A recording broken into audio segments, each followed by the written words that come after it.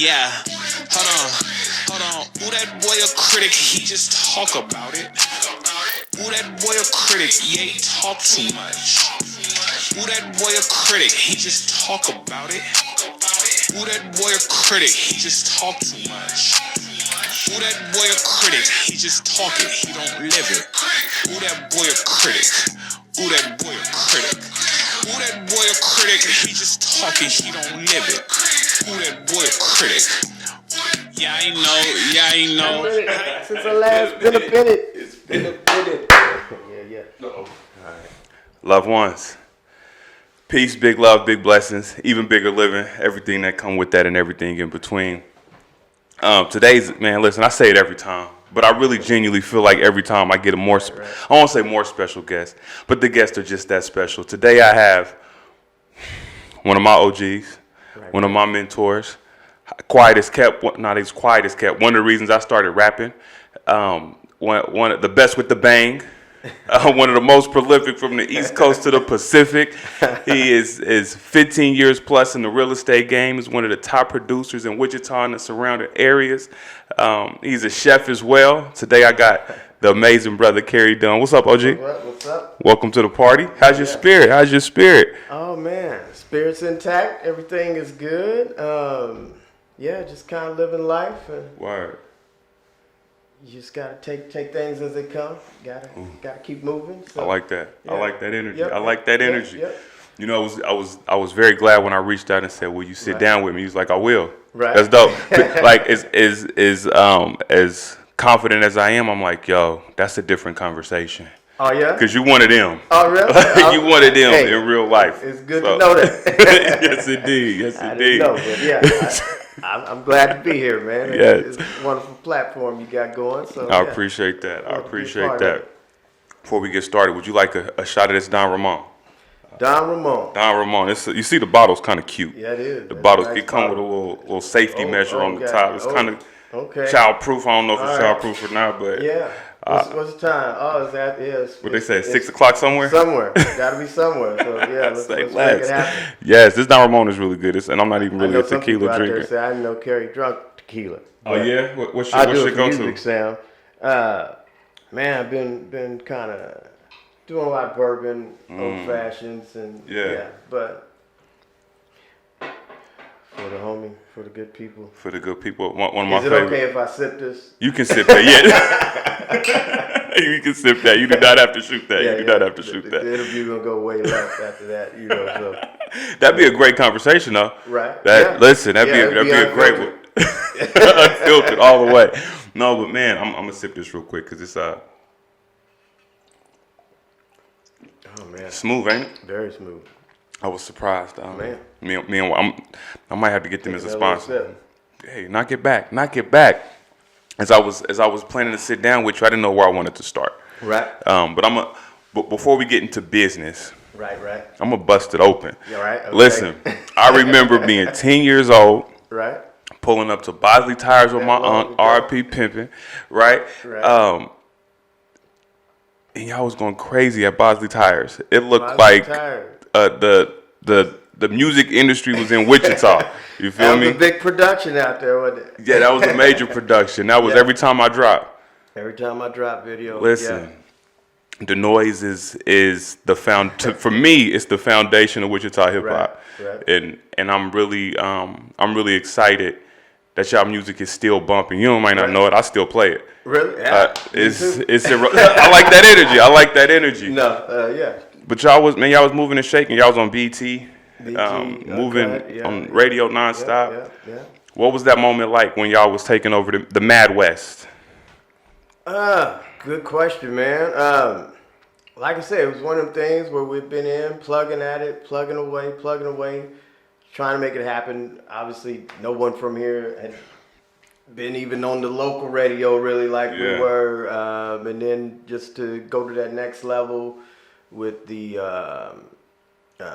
video, of course, even the tours that we got to be a part of. So, it was a big thing. And even when you go back to that video, I mean, that was it was big budget on that. We had tracking dollies, all that. Yeah. Of course, shout out to K Swiss, Maestro, Infrared, Kirk Bass, RP Pimpin'.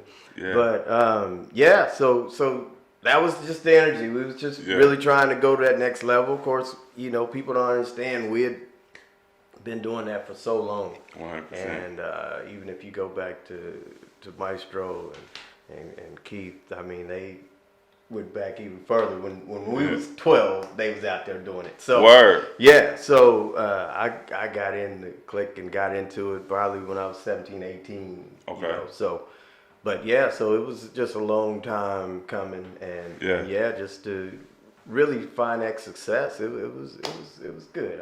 I'm glad to see what y'all doing now, just building on that, and I love the vibe that I see now with what y'all doing, and just it just seems more cohesive. Everybody working together, Definitely. So anybody that was out there supporting that, riding with that, appreciate it. And for sure. Yeah, we have to get the whole crew in here one day.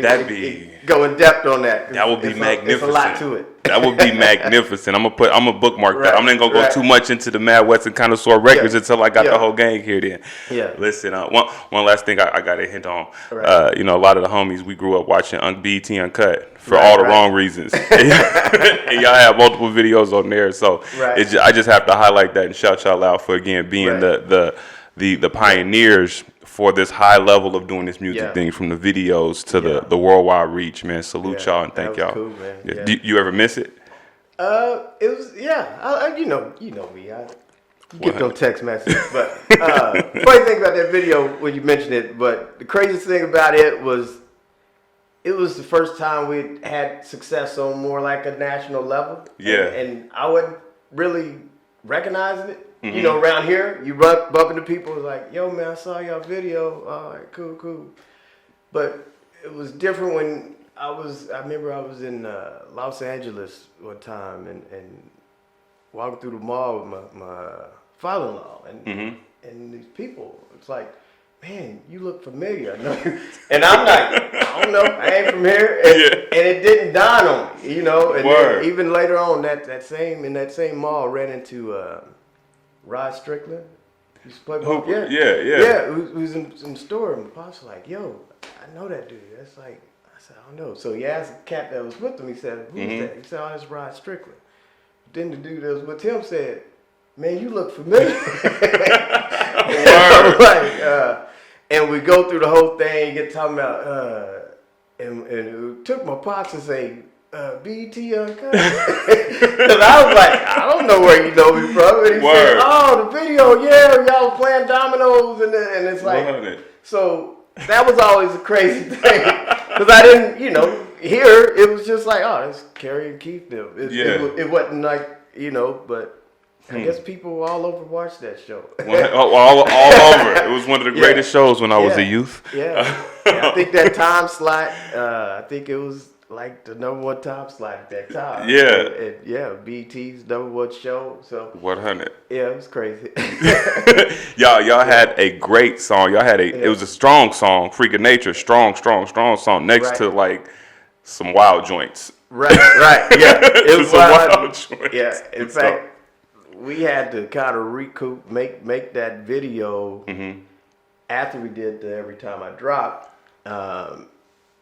But it was one of the first videos on there too that was in HD. No doubt. Yeah, it was. I think it was our video, and this was on BT, the network. It was our video, and I think Aaliyah had a video at that time that was in HD.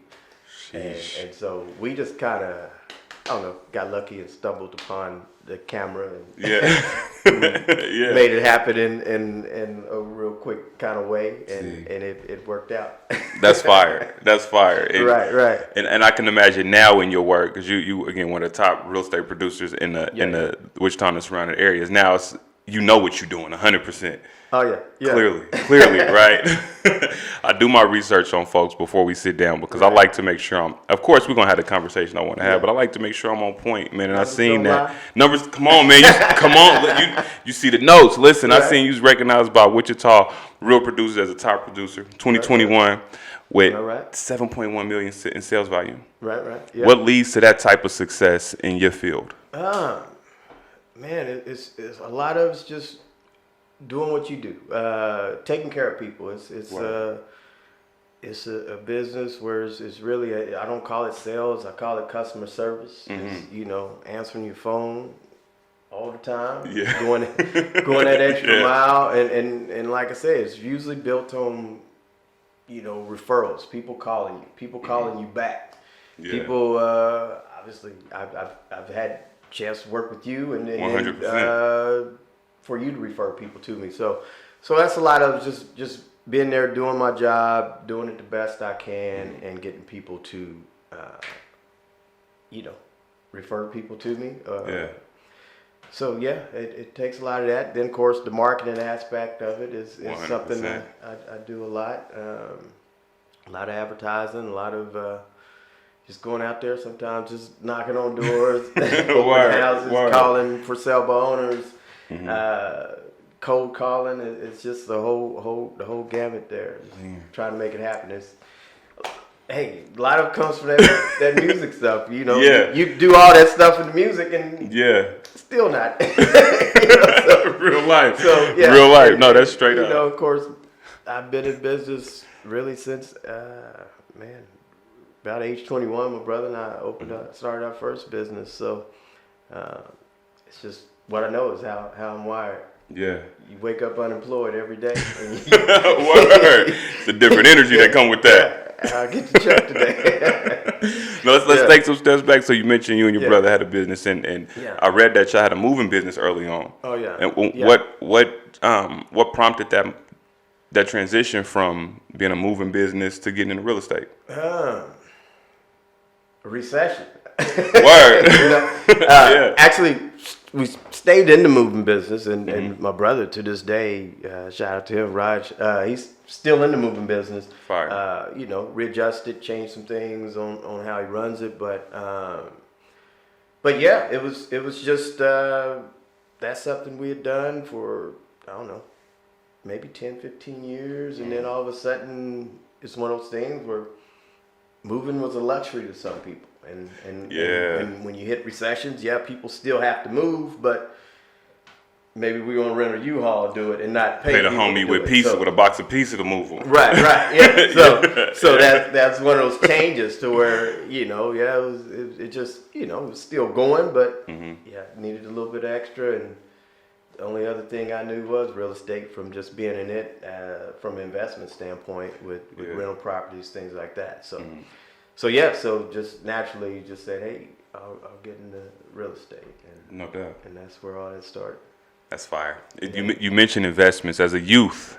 For y'all folks don't know, Kerry is definitely a good friend of mine in real life. One of my OGs, like I said. As a youth, kicking it with my uncle, man, he put so much isms on me, and it was dope to be able to pull up to y'all group sessions, right? Y'all have it, the Fairmount Brothers, is what y'all call, right? Y'all have a bond that I love to see. Right, and I will pull up to y'all. Gentry, keep me honest. 15. Come on now, come on, Gentry. You dirty rings around the tub. But keep me honest. I want to say the name's EIC.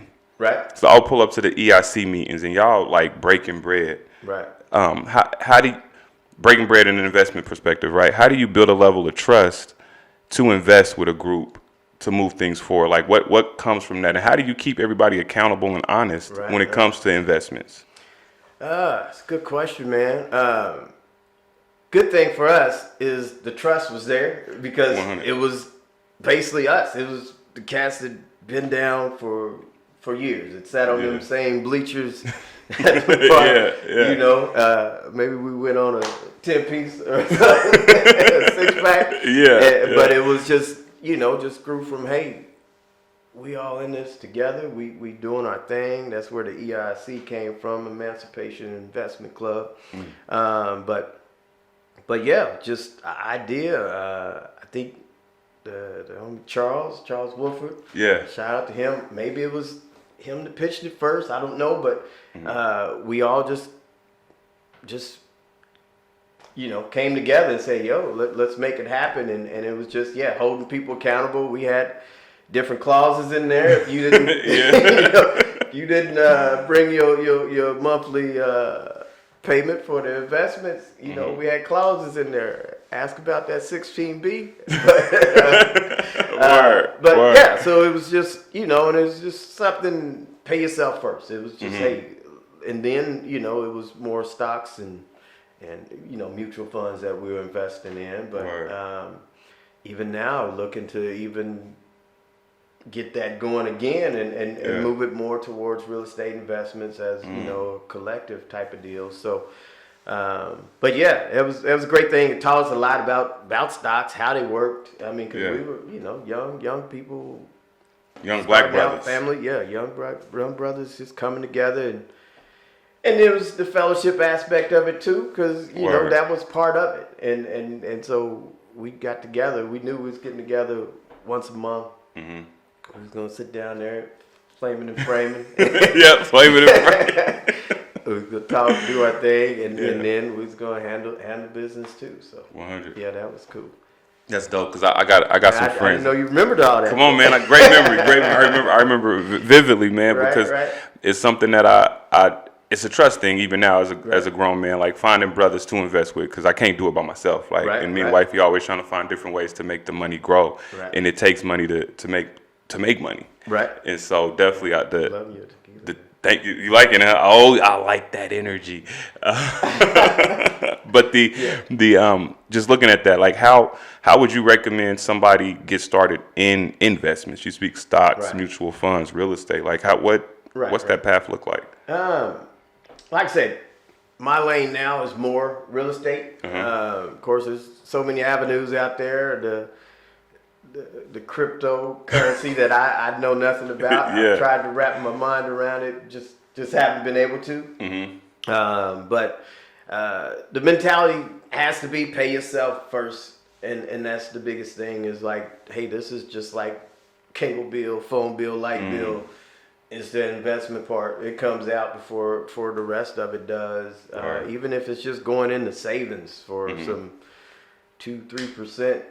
You know, or bonds or whatever, you have to be able to get some type of discipline to be able to, you know, I talk to my son every day. It's like, pay yourself first and find that percentage, whether it's 10-20% that you just putting away. And of course, definitely people at a young age, you do that now, that's, you know, it's going to really multiply exponentially. 100%. Exactly. But yeah, just having that discipline to invest and grow. So now with the real estate deal, I mean, that was something I was lucky. My brother kind of pulled me into that. Yeah. You know, I had investment properties, rental properties before I had a property that I lived in. I was living in my mom's house still with investment properties, rental properties, you know. Yeah. But so I was fortunate to just get into that early. And that's really sound. The number one vehicle for building wealth is real estate. And then that's obviously a thing we got to dive into. Is just, you know, home, whether it's home ownership or just investment properties in general that our people are lagging in. Yeah. Right now, I think the numbers say the disparity between home ownership amongst black individuals versus white individuals. Yeah.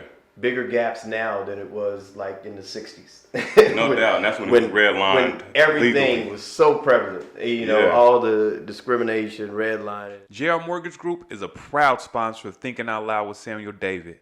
JRMortgage Group is founded and based in Wichita, Kansas, and its sole focus is to offer its clients and referral partners the best mortgage experiences.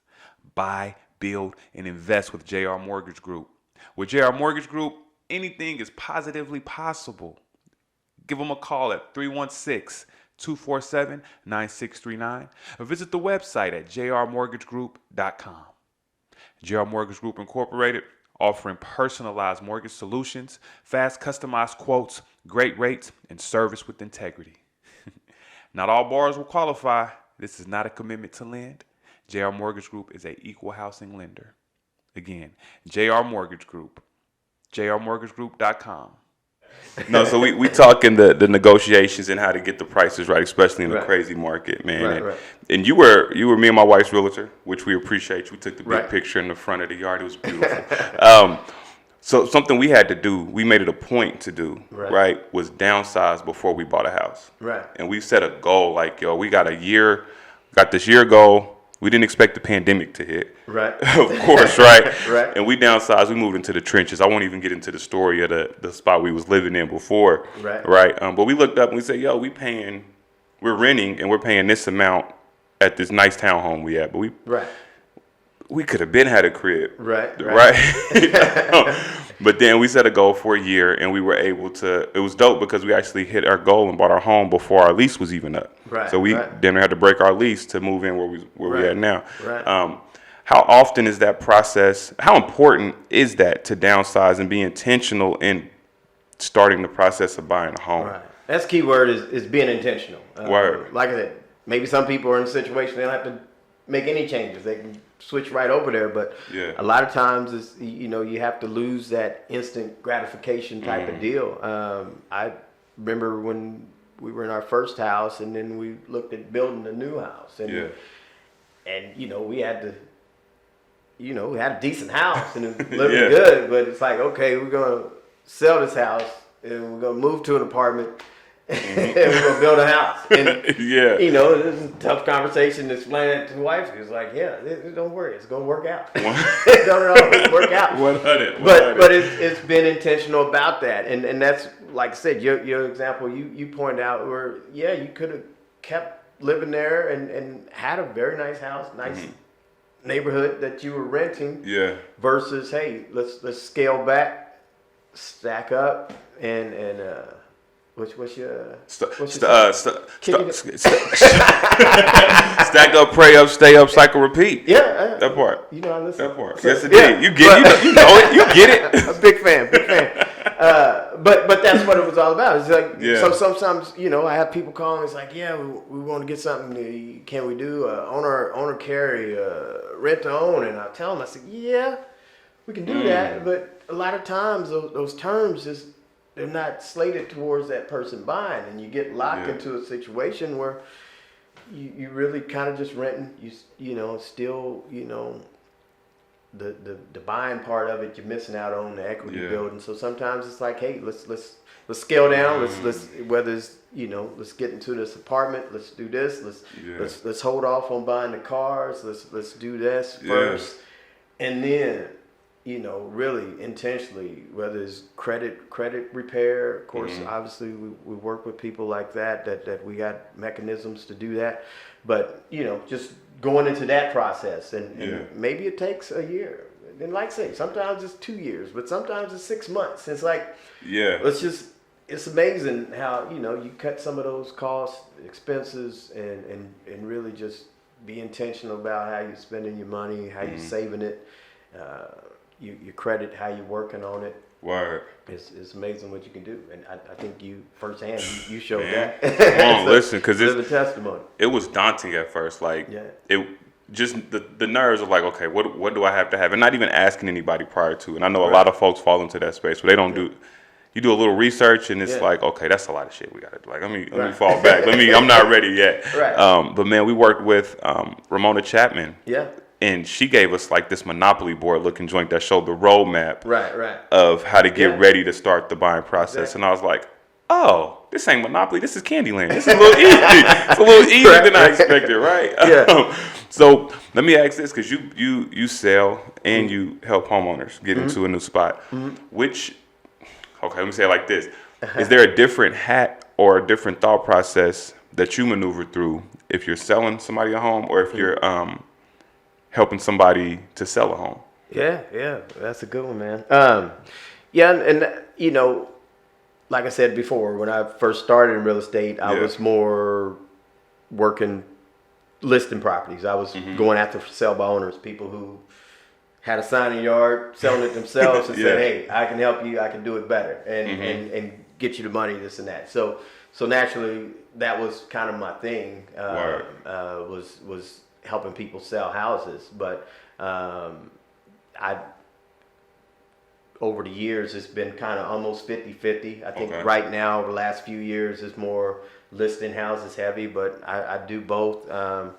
But yeah, as far as the mentality, it's about the same. I think it helps me because, whether I'm sitting down with a seller or a buyer, I can, when we talk negotiations or whatever, I can say, okay, this is the position they're in. This is what they're thinking. This is why they've offered you this much. It's because they need this, they need that, they need these closing costs paid or whatever. And then, then I can, vice versa, if I'm with the buyer, it's like, hey, they've had their house on the market 2 days. They're getting multiple showings. It might be hard to negotiate this or a price change. So I've been in both of those places, so I can kind of relate to both parties and say, hey, this is what this other person's feeling. This is what they're going through, and that's part of negotiation, is learning that, is being able to see what their position is, and so yes, kind of helped me a lot being able to do both. And like I said,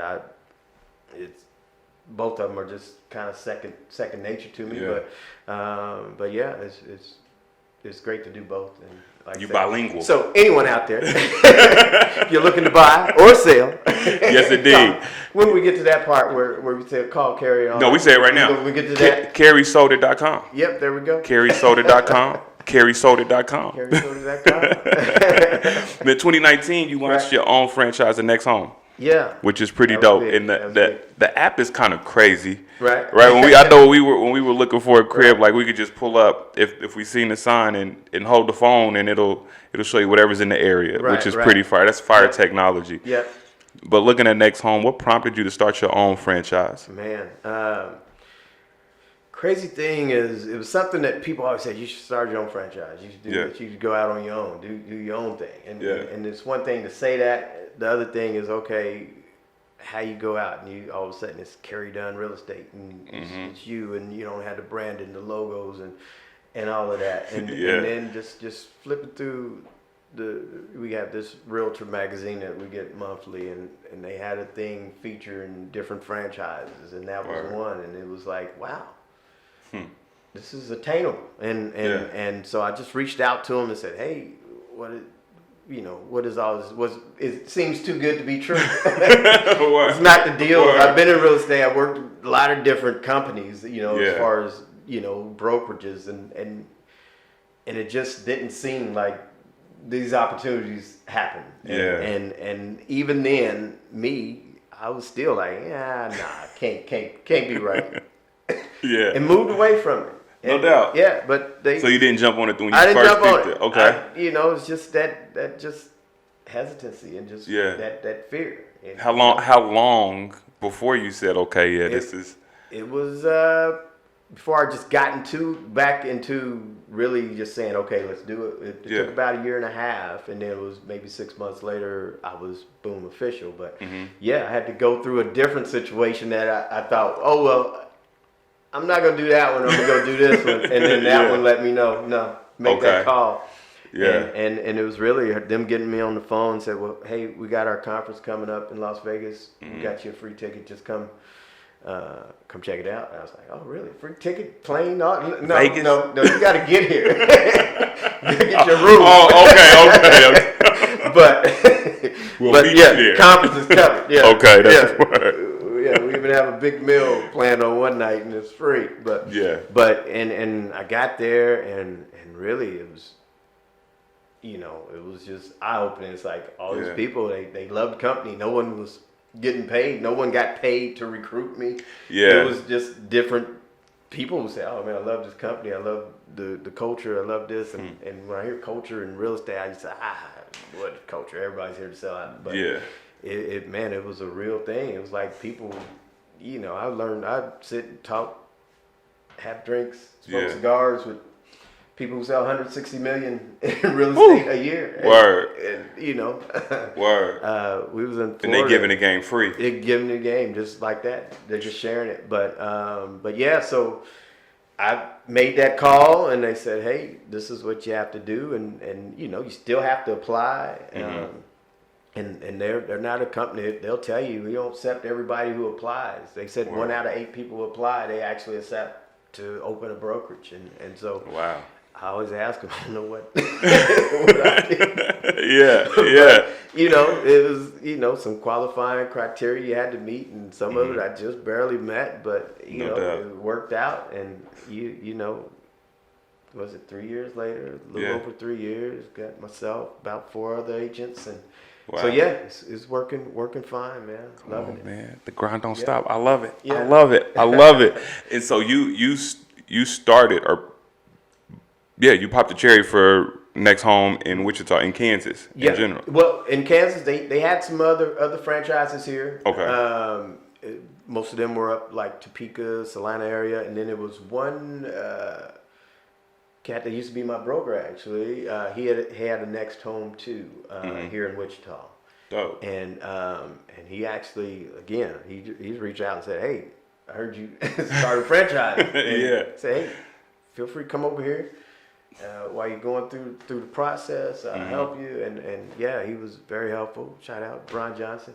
That's fire. But That's yeah, fire. so yeah, I just boom came right on in, and it's been lovely ever since. I mean, Next Home as a company, as far as the branding, you've seen the orange, They got the the little dog, kind of fire. So yeah, and that's the thing is they went out and they paid some of the best marketing companies in the world to create the brand, the logos, everything that we do, and it's like they got that structure for you, and then you just move right in and just do your thing. So because it still relies on you, given that human aspect. But as far as the tools, resources, you mentioned the app that we have, the mobile app. Like I say, you can drive through a neighborhood, you see a sign, you pull out your phone, just point it at it. You don't have to call people. Those type of things is just everything that they've done. It's just created like, hey, we're gonna give you everything. Give you and it's on you to run the play. Resources and then you make the rest happen. That's fire. And yeah, so it's been great. That's dope. That's dope. So you might have mentioned, you said Brian Johnson. Who are some of you? Obviously, we have mentors as we jump into spaces. Who are some of your mentors early on in the real estate game that really helped you navigate without falling on your ass? Right. Because I know I've seen folks jump into this space, and I'm like, Yeah. oh, they was just a realtor last year, and now doesn't look as promising as some others do. Yeah. So yeah, man, that one goes back. I got a good story about that. But while I was in the moving business still, I was Bank of America had this like some type of event where people could come learn about buying houses, and they had all these different home services type of people. So I was there basically representing the moving advantage movers. I was sitting next at a table to his cat. His name was Mike Giesick. He has a company. So while we're vendors there, giving out keychains and all that stuff, we talking and stuff. And I said, he told me a little bit about what he did and this and that, and that was about it. And then, like I said, things changed, and my income is going down a little bit for moving. Need to supplement that, so I thought about getting a real estate license. Looked through all the companies and found myself on this one company. It was close to my house. It was this and that. I liked the things they offered, and I went and talked to the broker. And said, "Yeah, I'm thinking about getting a license." He said, "Great, here's what you got to do," and all that. And it was a few months before I did all that. Went and took my test and all that, and then I called that broker and said, "Yeah, hey, got my test ready to go." Yeah. He's like, "Yeah, I just don't know if you'd be a good fit here." And I was like, No doubt. I was like, "Really?" It was crazy. This is after giving you having conversations in the whole process. I don't know. Did that take too long? But yeah, and wow. So it was a little shocking. I thought it was like, hey, I'm here. To the world. Word. I'm him. But and even his wife said, "Well, I don't know. Hey, he's in the moving business, so he's kind of already." But it didn't work out, and so I went home and I was like, "Yo, I got to Google." I said, "How to get in real estate without a company?" I wasn't even trying to, because obviously you know us, and if someone just say, "Hey, we can't work with you," I don't know if you're a good fit. You always first thing you wonder is like, well, what was that all about? But I never knew. I never knew. I'm not going. But I stumbled across a website And this website, you didn't really have to be a real estate agent. It was helping people sell for sale by owner houses. And all I did is offer for sale by owner advertising. And it didn't require a license, and then eventually it was a way that people could sell a house. Back then, it was, like I said, it was that market where things were tightening up. And so people were trying to do the for sale by owner, save commission, this and that. But they had to have a vehicle like the MLS, because it's still the multiple listing service. It's still, you had to be there to sell the house. So makes sense. I was like, well, I can offer that service at a kind of reduced type of thing. And it was then I was driving around and I saw another real estate company offering what I was planning to offer it turned out that it happened to be that same person that was standing next to a Bank of America thing, and called him, and he was doing kind of the same thing I was talking about doing, that I don't do now. Word. But anyway, and we just kind of clicked, and right then I joined his company, and it was a smaller company, but it was like really one-on-one. It was just like, hey, textbook everything. This is how I do this. This is we sit down and make calls together, and he coached me through the calls, through listing appointments. So that really that was it. And he actually ended up getting out of the business a few years ago, but yeah, that was no doubt what helped me. So humble beginnings. Kind of what I try to be with my agents now. Word. You must read my next question, because that was my next question, right? Really? You got anybody you taking under your wing? Am I reading? I can't even see from there, man. I can't even see from there. So I promise you, I'm not reading that. But no. So you obviously you got 4 folks that are with you, right? What kind of game or isms do you pass down to them for them to be successful? It's like I said, it's just taking all those different experiences and just saying, hey, every conversation, there's always a new conversation, but most of them you've been in. I mean, they could be whether they're negotiating a deal or they reached out to someone looking to sell a house, but they're having a problem agreeing on a price to list that, and it's like, hey, well, I've been in that situation before, and this is what I do, and that and just being able to say, hey, look at this way, and so and then just being support, of course, as a broker too, is you sometimes have not necessarily legal issues, but issues in a transaction where you and the other agent, and it's got to come in level heads and say, hey, why don't we agree to do this or do that, and so that's the other hat that I wear, is just to keep them above board or make sure other agents that we're working with are above board via their brokers. So fire. I love it. They say the game is to be sold, not to be told, but I think it's for free, right? Because if I can give you my playbook, we still got to run the play, right. So I love that. I love that. Man, when you looking at those negotiations, because negotiations aren't normally the easiest, right? What is the most challenging part of the conversation? Well, let me step it back. What is the process of even getting to the negotiation part, right? Because it's a process before we start talking prices on the home. Right. Yeah, the process now, and now it's a funny time because sometimes you see houses listed 10-20% below market value intentionally. On purpose. Yeah, on purpose, just to kind of create that kind of bidding atmosphere, because so many houses, you have the multiple offer situation. So the first part of it, I would say, with my clients, is establishing what is the value of the property. So it's just going through it and saying, okay, here's what's sold recently, and this is what houses are selling for. So even though they're priced at $200,000, some houses have been selling for $210. So it's okay if you had to offer full price, or if you had to go over. And in the same respect, it's some people who sell this market and saw so and so got this much for it, so we're gonna offer. And then it's the same thing. It's like, okay, well, first of all, it does appear to be overpriced. It does that. So the other thing is, however it is very new on the market, what type of activity are they getting? What are we seeing that other people might see and might not buy it? You know, does it back up to a busy street? Does it is it in an area where some of the houses are run down or whatever? So so taking all that in account and saying, okay, this is one, even though it's new on the market, I don't think people are going to offer them what they want, and maybe it's some room to play with. But yeah, it's just looking at it all individually. It's hard to say, you know, from a market standpoint, this or that. Just each house individually, and try to establish what we think is worth. And sometimes it matters, sometimes it doesn't.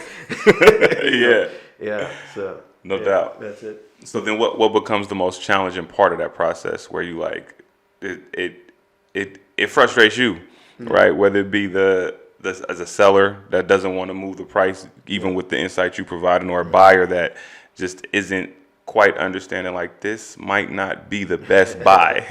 right.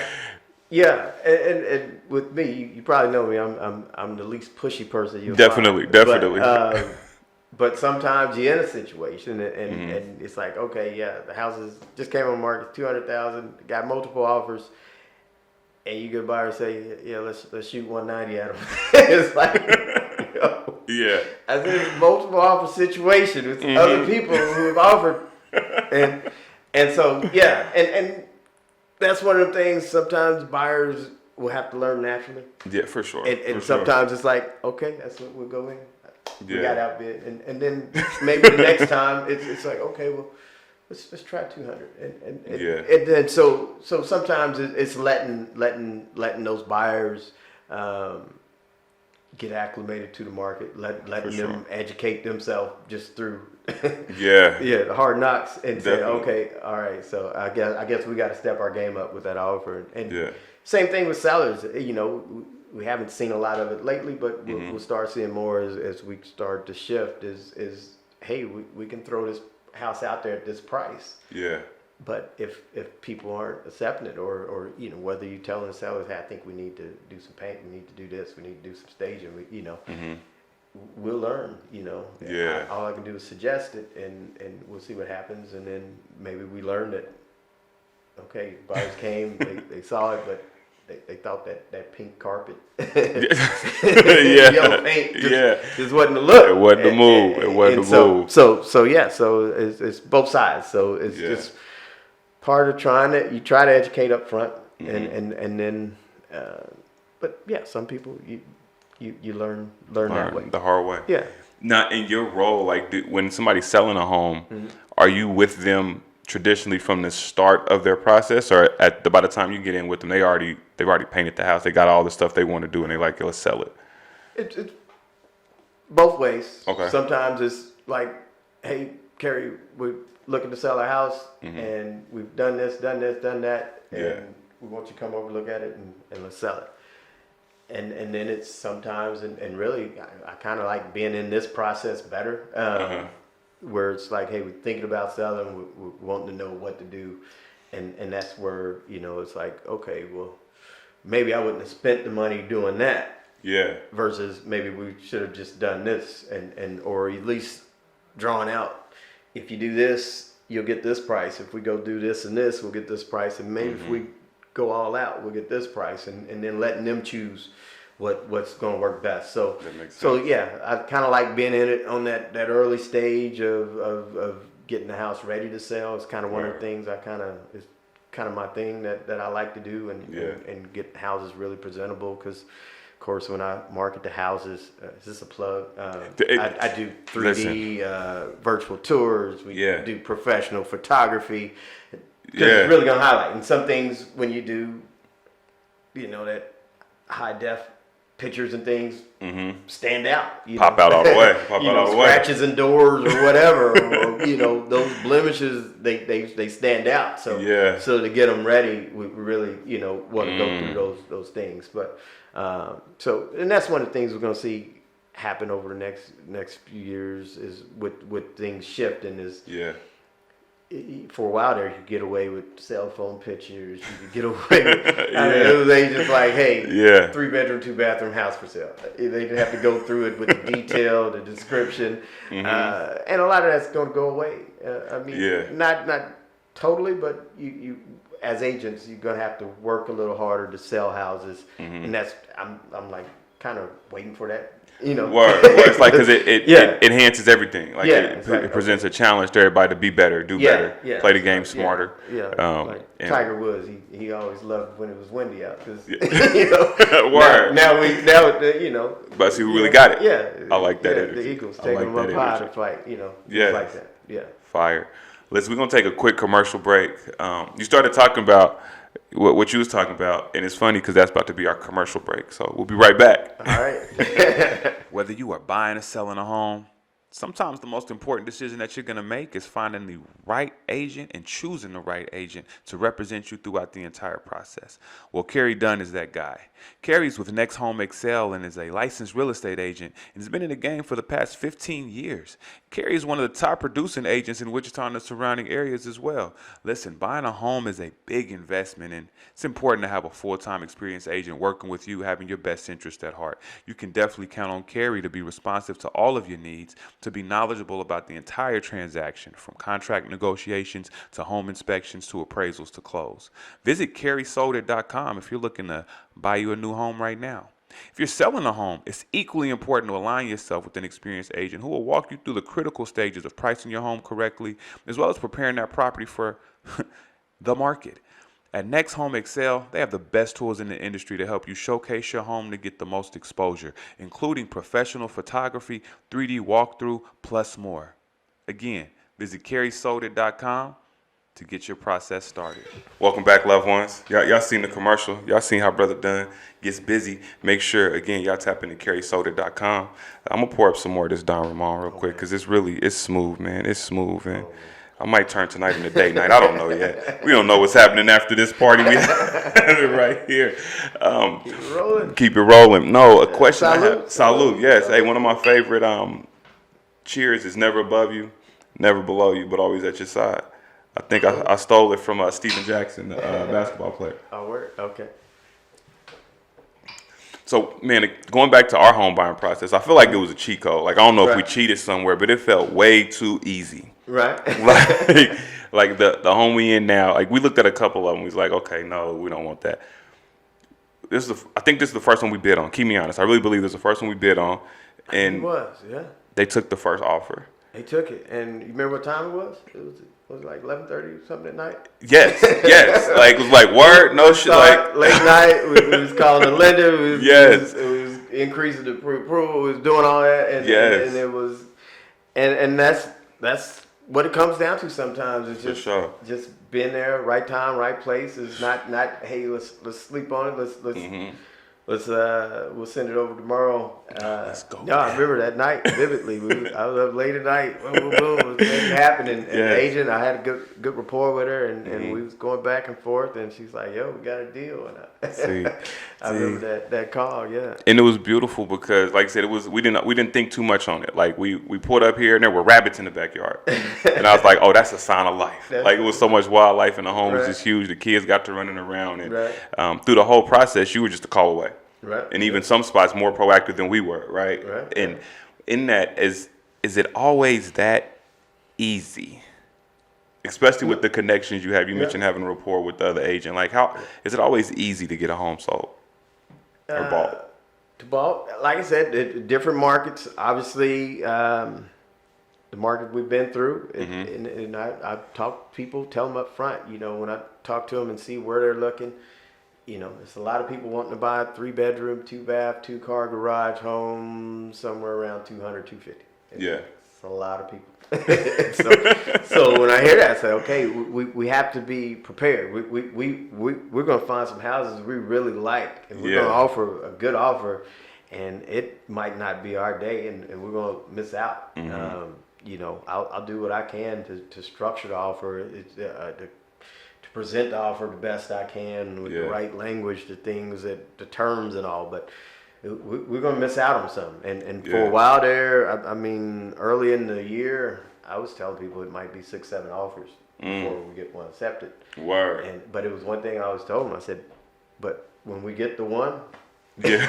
it's gonna be the one, and and that holds true. I mean, it's a lot of people that went through that, albeit 4 or 5 times, and then they get one that they crept on, and it just happened to work out. And even when they have the appraisal, they might have went over the asking price, and the appraisal's still over the purchase price. You know, where they just got a hell of a deal. And so it's just, you know, just being prepared, being ready, making that offer. Sometimes, you know, it helps that I'm your agent. Sometimes it doesn't. It doesn't matter. It's just, you know, sometimes, you know, cash trumps everything. And if you don't have a cash offer, you might get outbid. But in the end, it's a piece of property right now. It's home when you get in it. And that's a fact. That's what you make it. So I like that. I like that. I always wonder, because when the fact that they took our bid so fast, I told wifey, I was like, I think it's because we was on the porch and they seen us on the ring and we're just a happy looking family, right? Like they're like, oh, I love it, right? Right. How much on the acceptance of an offer side, how much of that is emotional as opposed to like them looking to just get their money and be up? It sometimes it does matter, and that's where we talked about at home with diversity and inclusion, and even it's, you know, it's a thing where it was very common where people were writing what they call love letters. It was like when you make your offer and it said, hey, we're this and that, we go to this church right around the way, and then for us agents, I never liked passing along, because for us agents it could mean that, hey, we're trying to you know, we got equal opportunity, and one person saying this is us, this is what we do, this is where that you know, and that seller looks at that house and says, oh, we're going to choose this couple because of this. It's one of those things where, you know, so I pretty much I don't do them on behalf of my buyers, and my sellers, I usually don't present them because it's just one of those things. I don't want you making this decision because of that, and even as a seller, I want you to say, hey, don't fall in love with the fact that oh, we want to get in here and we're going to make s'mores every Friday night by the fireplace. We still want to. It's still a negotiation. So, but yeah, that's one of those things that I'm part of this National Association of Real Estate Brokers. It's basically a largest, oldest form of real estate, African American real estate agents and brokers. But it's one of those things. It's one of the things that they've worked on when we talk about offers and like applications, or why do you have to put your name on the application? You know, and maybe why do we have to put the buyer's name on the offer? That, you know, it's just one of those things that shouldn't come into play. And so that's one of the things that they've been working on, is maybe just eradicating that you know, necessity. Makes sense. You know, with the application where it's like, hey, let's put initials on there. Yeah, straight up. Straight. You know? One of the diversity practices or trainings I would do with the execs where I used to work would be helping them understand, like, yo, the amount of job applications that are denied based on name. John Smith gets an offer 10, 15, 30% higher than Darius does. Right. Yeah. And the work is equal or better on this side. Yeah. And so that's important to know, even in the acceptance space. And you never know how much is at play, but and you know, something I never really touched on it, but it makes sense to say, why is that necessary? Why does it matter? Like, no, that's real. You know, so you find out who it is once we get everything agreed to. Facts. So that's one of the things that they are working on.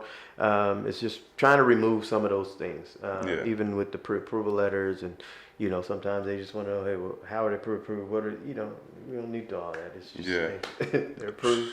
Come on, we in there. We in there. They just reviewed their credit, reviewed their income. What do they do for a living? What do you know? It's like, hey, my credit's where it needs to be. Yeah, everything's where it needs to be. You feel me? Just make a decision. I mean, I had a friend of mine before when we first started our home buying process. He was like, and I kind of took the advice with a grain of salt. So I want to ask y'all, Dale. And he said, when you buying a house, he's like, it's okay to go a little bit above your means because the amount of time you're going to be there. It's like, consider that you're going to be 15, 30 years on your loan. You're not going to be in the same position with the hopes of you increasing whatever finances you currently have. Is that good advice in buying a home, or should you go with something that fits your pocketbook right now? That's a good question. That's a real good one, and because it's different layers to that. Yeah. In one respect, yeah, a lot of people might come to me and maybe they're living in a house and they're paying $1,000 a month rent. And they say, hey, we want to buy a house. And we say, well, what's your budget for this? And it's like, oh, we don't want to go over $1,000 what we're paying in rent right now. Mm-hmm. And that's where it's like, okay, yeah, but if you can get approved for higher, mm-hmm. and maybe you can afford more home that fits closer to what you putting on paper as what you want in a home. Yeah, it sometimes it's good to push those limits and just say, hey, let's focus on this because part of this is an investment too. Yeah. And, it is going to grow in equity. And a lot of people say, 30 years in this loan, we locked into it and this and that. But no, some people average 10 years, they might sell that house and buy a new one. So yeah, in that respect, yeah, sometimes you got to push that level. I know a lot of people talk about house poor and this and that, mm-hmm. but sometimes, hey, that is the biggest focus. We talked about that's the number one avenue for wealth. It's like, okay, this is an investment too. As long as we buy right, this is going to grow and gain that equity and mm-hmm. things like that. And then when you get a house and you might have experiences, little things don't matter as much. And and it's amazing what 12 home payments in a row will do to your credit to where next time you go to Best Buy, you can buy something 36 months, no interest, all that kind of stuff. So you if you focus on this, a lot of that little stuff, cutting that stuff down, is important. But no, you don't want to get in over your head. For sure. And like I say, lenders are gonna do the debt to income, and they're very conservative with them to where even though you feel you can pay more, or it could be situations where they're not including this income. Right. They might include what Samuel does at work, but Samuel David you feel me? on shows or something might they're not including that in your income or your side hustles or whatever. So they're real conservative about that anyway. So in that respect, sometimes you have to push a little bit and skimp on that other stuff. No, that's real. And you mentioned like once you get in the home, it is different because now that I'm in my home, it's very hard for me to want to leave my home. Right. Right. We got a fair amount of space. I do my 9 to 5 from home. I do the show. I do the music at the crib. And it's like I don't really have many reasons to leave. Yeah. And I'm okay with that because I love it here. Yeah. You know what I'm saying? Glad to hear that. Yes, indeed. But that's the thing is you'll find that and now. More than anything, at home is like I say, a lot of people working out of homes, schooling out of homes, and even entertaining out of homes. It's just a great thing to enjoy. Home ownership is a big thing. It's the best. It's the best. Listen, I'm not gonna hold you too much longer. I got a couple of questions that I've been asking folks as they jump on, and they're grown men questions, adult questions. You should have did the homework a little bit, but no, it's just more so grown men questions because I truly believe in that fellowship, iron sharpening iron, and we learning from each other, growing with each other at the same time, right? So one of the questions I want to ask you is, you've been in this 15 plus, right? What was your aha moment that affirmed that you was on the right track? That this was like, okay, we, this is that thing.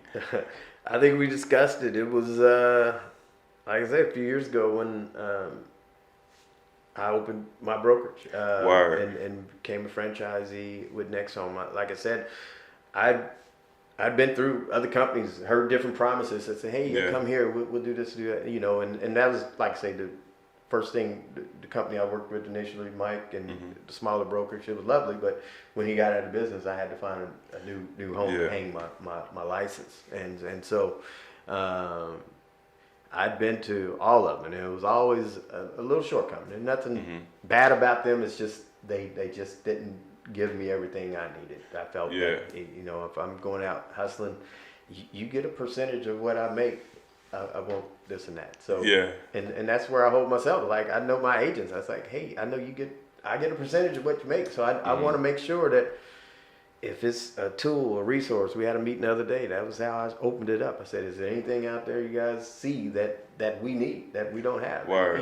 We just brought on a new CRM, this KB Core thing that, it's kind of a groundbreaking type of company, great software to help boost their business. But even on top of that, I'm like, hey, just let me know if something else we need to be functional, serve our clients, serve ourselves. So, 100%. Yeah.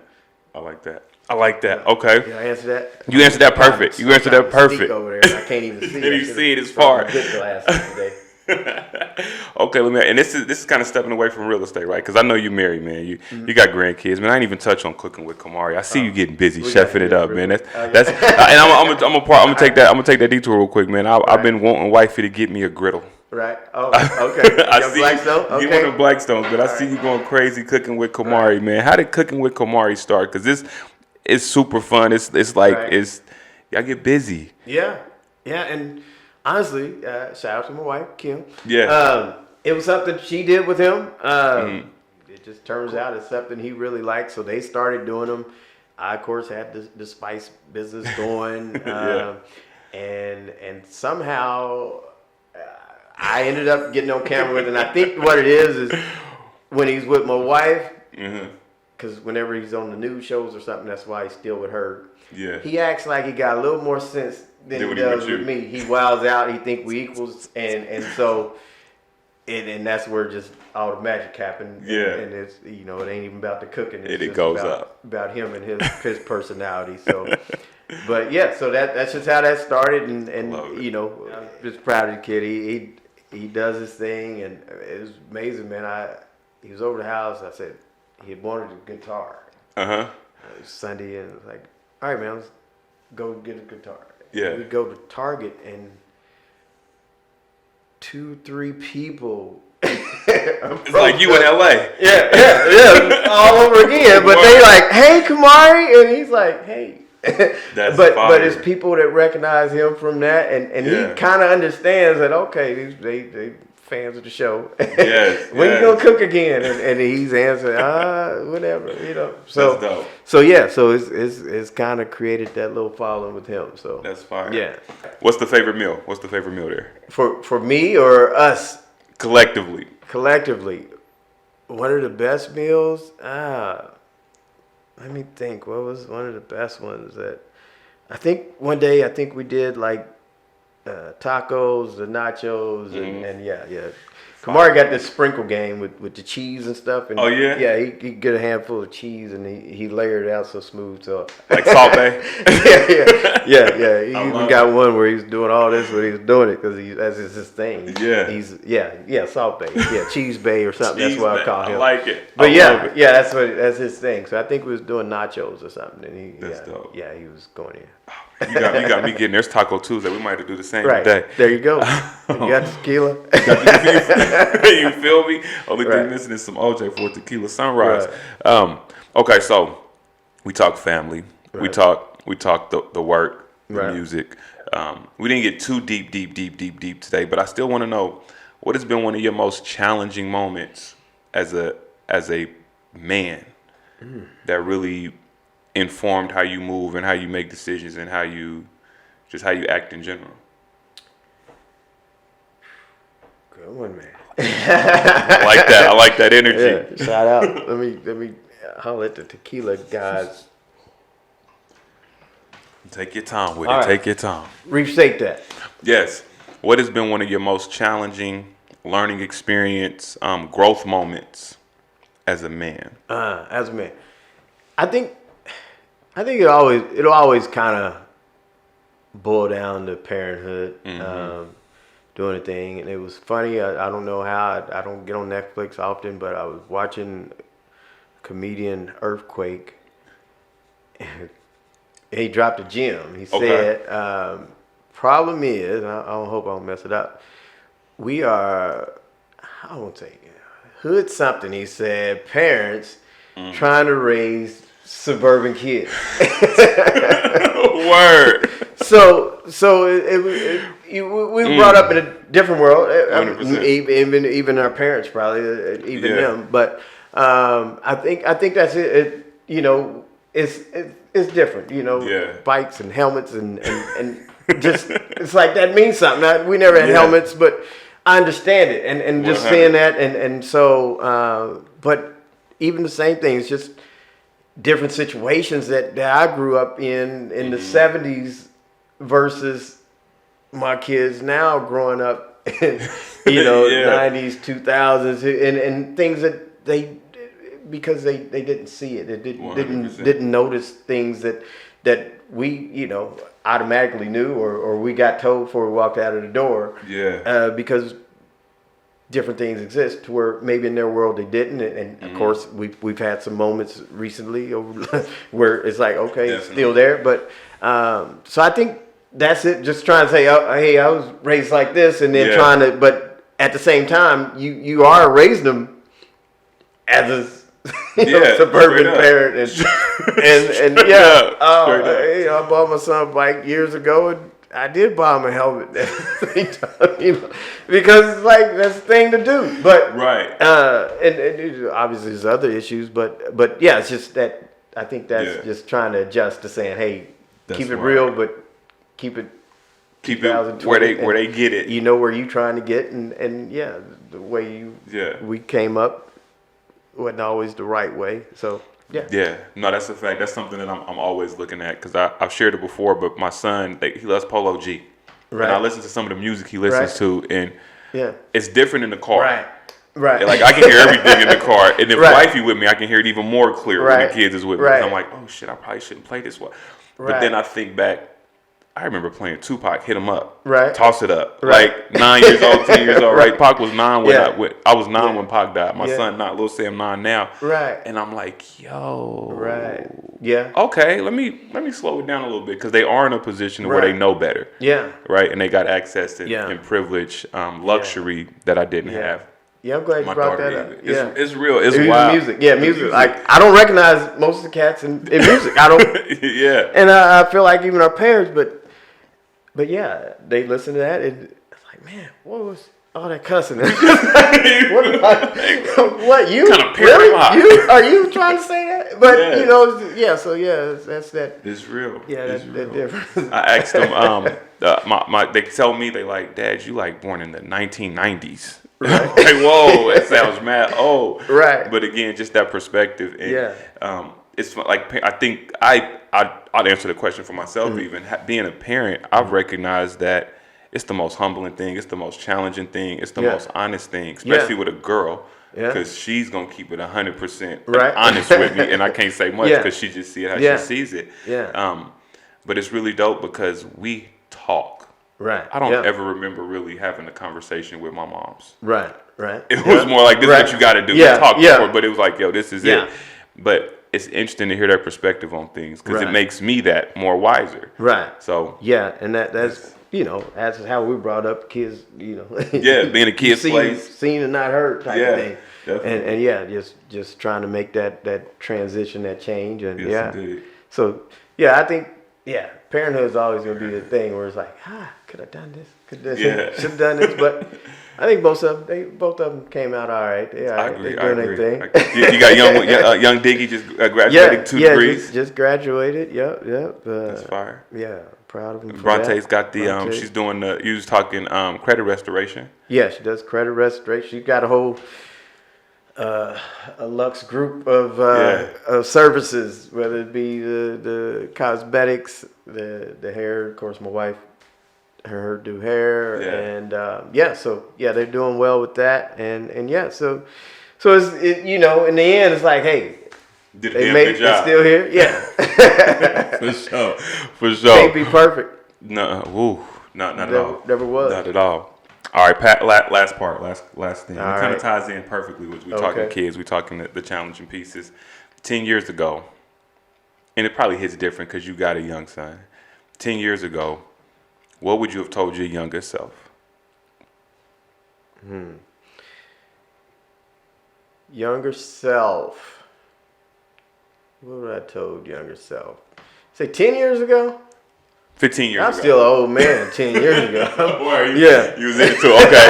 Okay. 15 years ago, because you've been doing real estate 15 years. 15 years ago, what would you have told 15 years ago, I've changed the whole narrative of the show, this and that. But 15 years ago, I think it's still you got to get out there. You got to get out there and invest. You got to even save more, invest more. Whether find that vehicle, whether it's real estate, whether it's stocks, bonds, product. Like I said, I don't know, maybe 20 years ago, I read a book.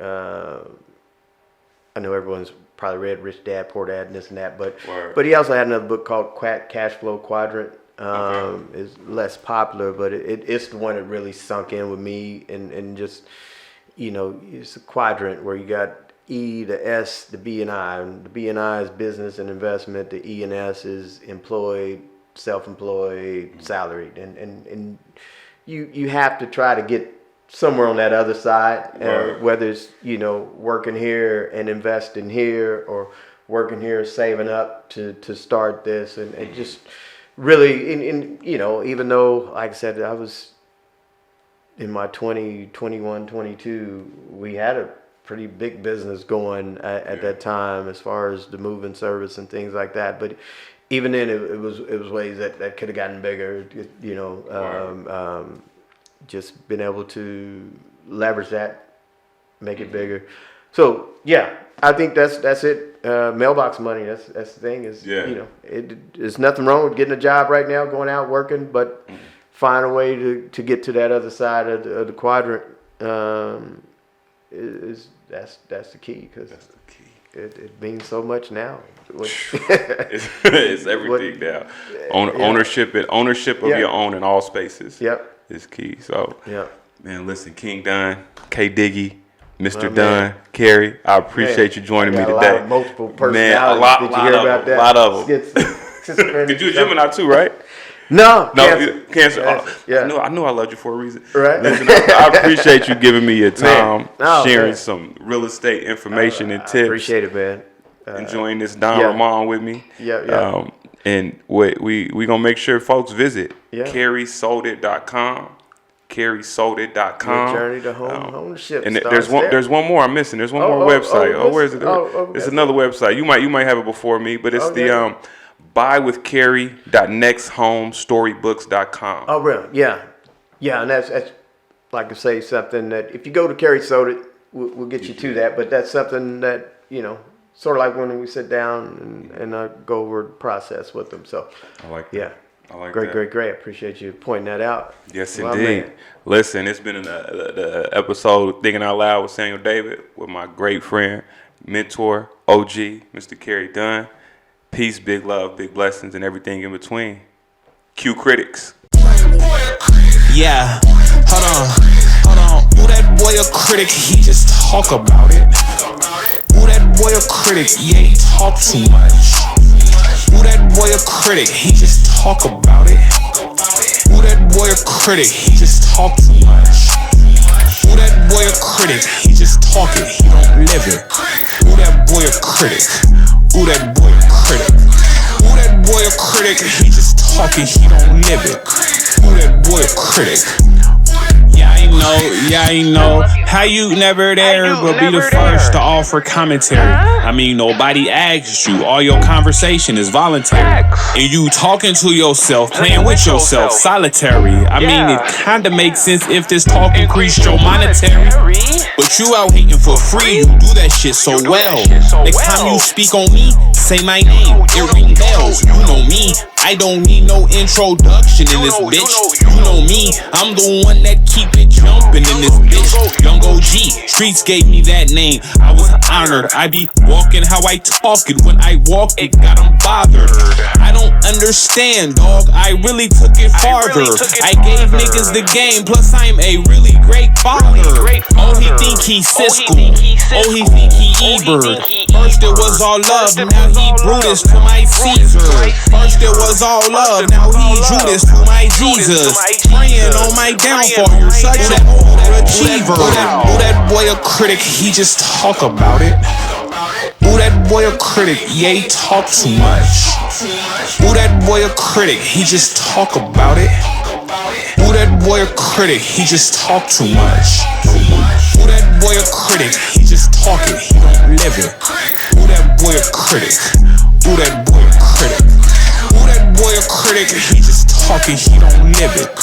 Ooh, that boy a critic.